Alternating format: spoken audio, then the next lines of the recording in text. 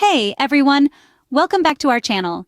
Today, we're going to walk you through the installation of a blower kit for your Williams furnace. This kit can enhance the efficiency of your furnace, ensuring better heat distribution throughout your home. Here's what you'll find in your blower installation kit: the blower assembly, mounting brackets, screws, and the wiring harness. Make sure you have all the necessary tools on hand, including a screwdriver, wrench, and a pair of pliers. First, ensure your furnace is turned off and unplugged to avoid electrical hazards. Safety first. Start by removing the front panel of your furnace.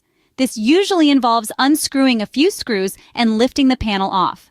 Locate the designated area for the blower assembly inside the furnace. It's typically at the bottom of the back. Carefully place the blower assembly into position. Align it with the pre-drilled holes for the mounting brackets. Secure the blower assembly using the provided screws. Make sure it's tightly fastened to avoid vibrations or noise when the blower is operating. Next, connect the wiring harness to the blower.